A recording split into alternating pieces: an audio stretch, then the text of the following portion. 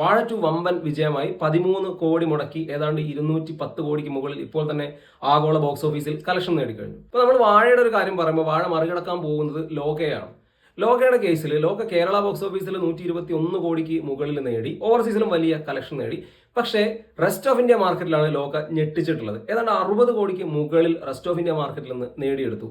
അതിന്റെ പ്രധാന കാരണം ദുൽഖർ സൽമാൻ എന്ന ബ്രാൻഡ് തന്നെയാണ്. കാരണം ദുൽഖർ ആ സിനിമയെ അത്ര വ്യക്തമായി തന്നെ റെസ്റ്റ് ഓഫ് ഇന്ത്യ മാർക്കറ്റിൽ മാർക്കറ്റ് ചെയ്തു എന്നുള്ളതാണ്. ലോകയുടെ പ്രൊഡ്യൂസർ എന്നുള്ള നിലയ്ക്ക് ദുൽഖർ സൽമാൻ ലോകയുടെ മുന്നിൽ നിന്നുകൊണ്ടാണ് അതിന്റെ ഒരു മാർക്കറ്റിംഗ് സ്ട്രാറ്റജിയും കാര്യങ്ങളൊക്കെ ചെയ്തിട്ടുള്ളത്. പ്രത്യേകിച്ചും റെസ്റ്റ് ഓഫ് ഇന്ത്യയിൽ നമുക്ക് നോക്കിയാൽ അറിയാം, ലോകയുടെ ടീമിനെയൊക്കെ തമിഴ്നാട്ടിലാണെങ്കിലും അതുപോലെ ആന്ധ്രയിലാണെങ്കിലും ഒക്കെ അദ്ദേഹം കൃത്യമായിട്ട് കൊണ്ടുപോയി പ്ലേസ് ചെയ്തു. ആ സിനിമ ആ രീതിയിൽ മാർക്കറ്റ് ചെയ്തു. അതിന്റെ ഒരു റിസൾട്ട് ആ സിനിമയ്ക്ക് ഉണ്ടായിട്ടുണ്ട്.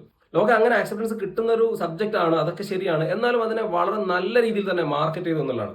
മഞ്ഞുമൽ ബോയ്സ് പോലെ ഒരു ട്രെൻഡ് ആയിട്ടൊന്നും ലോക റെസ്റ്റ് ഓഫ് ഇന്ത്യ മാർക്കറ്റിൽ മാറിയിട്ടില്ല. പക്ഷേ കൃത്യമായി നല്ല കളക്ഷൻ അടിക്കാൻ ലോകയ്ക്ക് കഴിഞ്ഞിട്ടുണ്ട്. അതിന്റെ ഒരു കാരണം ദുൽഖർ സൽമാൻ എന്ന ബ്രാൻഡ് തന്നെയാണ്. അദ്ദേഹത്തിനുള്ള ഒരു സ്വീകാര്യത കൃത്യമായി അദ്ദേഹം മറ്റ് മാർക്കറ്റുകളിൽ ലോകയ്ക്ക് വേണ്ടി യൂസ് ചെയ്തു എന്നുള്ളതാണ്. അപ്പൊ അദ്ദേഹത്തിൻ്റെതായ അയാം ഗെയിം വരാൻ പോവുകയാണ്. അയാം ഗെയിം ഖലീഫയോടൊപ്പം ഒക്കെയുള്ള വലിയ രീതിയിലുള്ള ഒരു ക്ലാഷിലേക്കാണ് വരുന്നത്. പക്ഷേ പേഴ്സണൽ ആയിട്ടൊരു അഭിപ്രായത്തിൽ അയാം ഗെയിം തന്നെ ആയിരിക്കും മാർക്കറ്റ് ലീഡേഴ്സ് ആയിട്ട് വരിക എന്നുള്ളതാണ്. ബാക്കിയൊക്കെ സിനിമയുടെ ക്വാളിറ്റി അനുസരിച്ചിരിക്കും. എന്നാലും സിനിമ നന്നാവുകയാണ് എങ്കിൽ definitely rest of India market I am ഗെയിമിനെ സംബന്ധിച്ചൊരു കീ ഏരിയ ആയിരിക്കും. ദുൽഖർ സൽമാൻ എന്ന താരത്തിന് റെസ്റ്റ് ഓഫ് ഇന്ത്യ മാർക്കറ്റിലുള്ള സ്വീകാര്യത വലിയ രീതിയിൽ ഉപയോഗപ്പെടുത്താൻ പോകുന്ന ഒരു സിനിമ തന്നെ.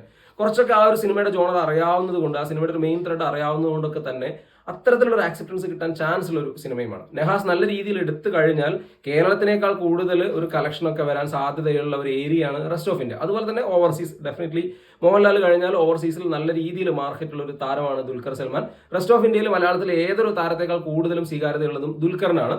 കേരളത്തിൽ മാത്രമായിരിക്കും ഈ പറയുന്ന ഒരു ക്ലാഷും കാര്യങ്ങളും ഒക്കെ കാര്യമായി എഫക്റ്റഡ് ആവുക. ഏതായാലും അയാം ഗെയിം ലോക പോലെ തന്നെ ദുൽഖർ മാർക്കറ്റ് ചെയ്യുന്നതാണ് കരുതപ്പെടുന്നത്. കിങ് ഓഫ് കൊത്തയ്ക്ക് സംഭവിച്ചിട്ടുള്ള ഒരു ക്ഷീണം അയാം ഗെയിമിന് സംഭവിച്ചിട്ടില്ല എങ്കിൽ ഡെഫിനറ്റ്ലി ദുൽഖറിന്റെ കരിയറിനെ മറ്റൊരു തലത്തിലേക്ക് കൊണ്ടുപോകുന്ന ഒരു സിനിമയായിരിക്കും. ദുൽഖർ വളരെ തന്ത്രശാലിയായിട്ടുള്ള ഒരു മാർക്കറ്റിംഗ് എക്സ്പേർട്ട് ആണ്.